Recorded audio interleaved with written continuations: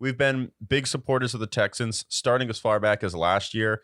We said, going out there and getting the Will Anderson and the CJ Stroud to complement their team, really showing what that meant for them, as we see the Saints game as a prime example. We saw CJ Stroud. He did finally throw an interception, but what did he do right after that? He went out there, threw a dart to Nico Collins, showing that interception did not faze him whatsoever.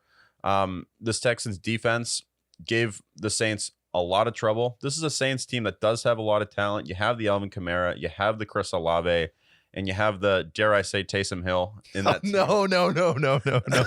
So gave the Saints a lot of trouble, and it was a tough, gritty game. Felt like a inner division game, even though it wasn't. So credit to the Texans. They have a pretty nasty defense at this point, and CJ Stroud, looking like the guy, did finally throw that interception. He broke that record streak, but went out there unfazed and continued after that interception. Yeah, he continued to ball, and he just looked like CJ Stroud, is kind of like the Terminator, in my eyes, where he just comes there and he's like, I'm here to improve your football team. It's like everything. Like he made that mistake with the interception, and then he was just like, okay, whatever. And then he just kept pushing, nothing unfazes him. And then he just has the reason I compare him to the Terminator is he's just looking, and you can tell there's a supercomputer in his head, the way he sees the field, and then he's just processing all the information. And for a young guy, when you go back and watch the film, you can see he can see the field a lot better than someone like Justin Fields, who says I struggle processing information. And then Bryce Young definitely can't see the whole field at this point. And I feel like that article that came out about him coming into the draft, where it's he's doing bad on these test scores, and he's like, it doesn't matter because I'm a football player.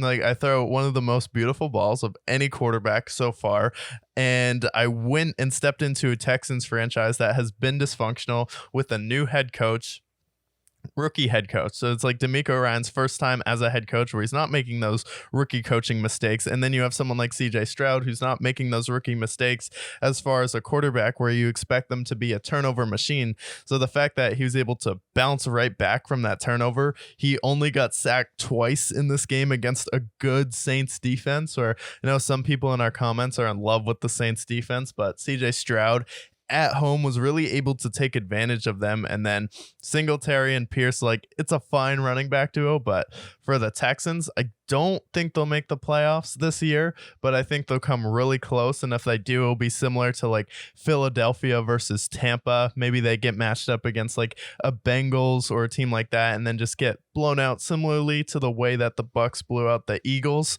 But I feel like that's a really good comparison, where we were on the Eagles that year, and then we're like, okay, this is going to be the year that the Eagles go to the Super Bowl. We were on the Lions last year, and we're like, next year is going to be the year where they tuck off. I picked them to go to the Super Bowl like everyone else is. You guys couldn't done it, and you guys are the professionals, and I was the one that was like, Lions are going to be a contender this year, and you couldn't see it. And now this year with the Texans, they're going to load up.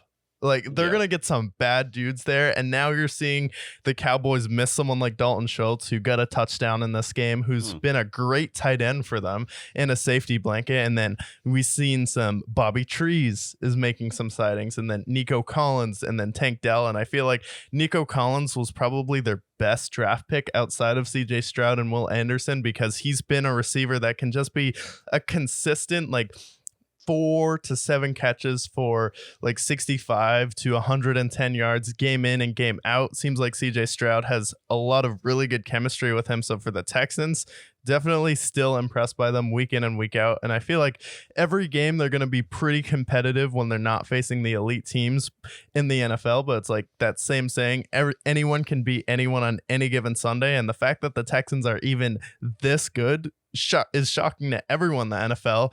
And I wanted to pick them to be good with DeMeco Ryans, and I was like, I just don't know, because the AFC is so loaded this year.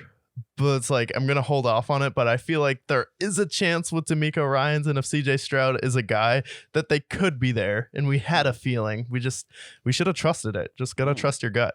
Yeah, I mean, we picked them to go, I think 8-9, 9-8. So I Yeah. think we're still on pace to be right here. We picked them as the second best team in the South. Yeah, which I definitely think they are right now. You can argue the Colts, but it's definitely not the Titans.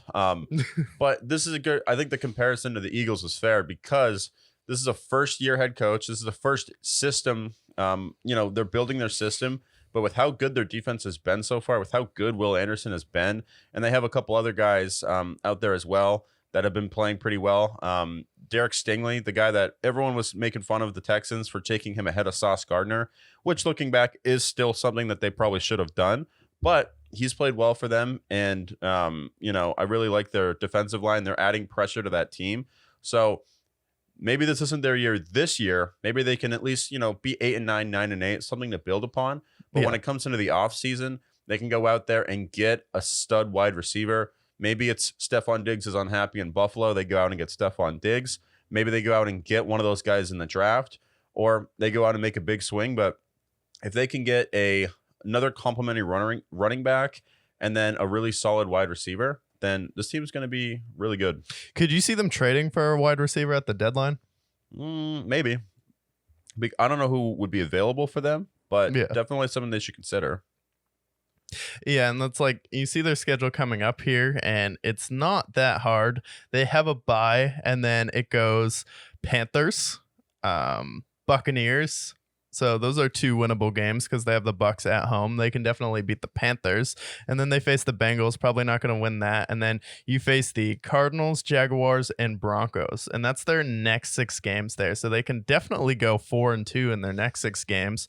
The Bengals is probably the game I would pick them to lose. And then every other game, you blew out the Jaguars in Jacksonville. I think the Jags are looking for some revenge there. So I think you lose to the Bengals and the Jags. But if you win one of those 2 games, that's impressive. Maybe you lose to the Bucs and you go 3-3. But overall, I think they should definitely go 4-2.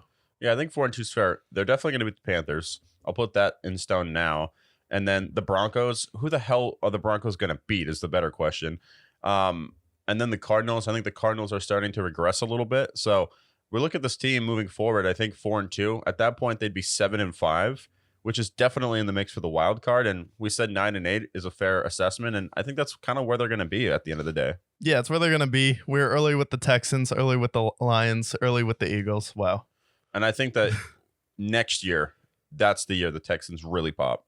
Yeah, next year for sure, because they're going to get weapons. They're going to go after Marvin Harrison. They're going to go after some receivers like a T. Higgins, someone who's not happy, someone who wants to get paid. And they're going to be the team that trades for that next guy. And then they're also going to draft some guys. And then with what they were able to do defensively in the draft this year, and then they're probably looking for elite running back to pair with Dameon Pierce, and then you're bolstering up that offensive line, and then let's just get weapons everywhere for CJ Stroud because we have a good tight end. We have Nico Collins, who's going to be a great 2 or a 3. That's really where I would love him to be. Someone like, I feel like he could be in the range of like a Tyler Boyd receiver. Yeah. Maybe a little bit better than Tyler Boyd, but definitely in that range. And then